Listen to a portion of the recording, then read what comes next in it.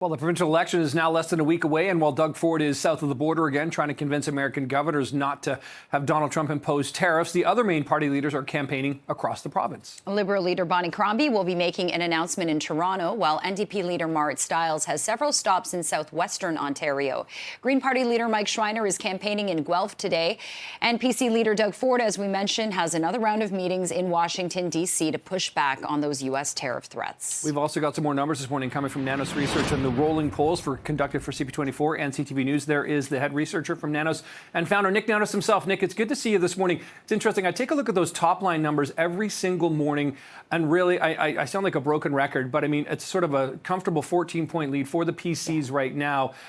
There's only so many days to go. What do you think we're going to see strategy-wise from the other parties as they try to, really scramble for some seats at this point? You know, it's interesting, Nick, you just mentioned Bonnie Crombie in Toronto. You know, when we ask Ontarians who they would prefer as premier, Ford still has the advantage. It's like 41% prefer Doug Ford to 27% Crombie. But when you check, she's actually ahead 11 points as the person Torontonians would prefer as premier. It's 42-31.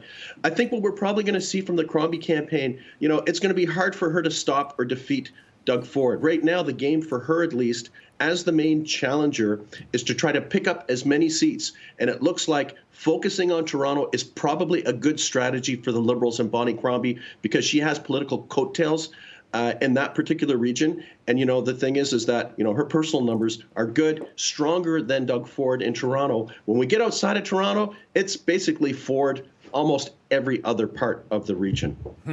Yeah, and Nick, so Ford is pretty much in the lead here, but when it comes to who might form the official opposition, how much do you think what's happening with the federal government with, you know, NDP leader Jagmeet Singh is kind of influencing what we're seeing with Marit Stiles and her position in this race?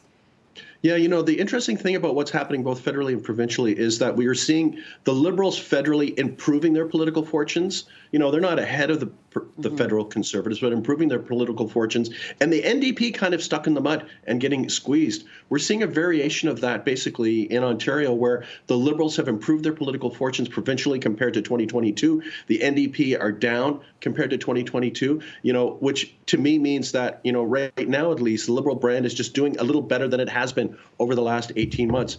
That said, we cannot dismiss the fact that Doug Ford and the Progressive Conservatives still have a comfortable 14-point advantage. The big question is will they win more seats than their big win last time? So who knows?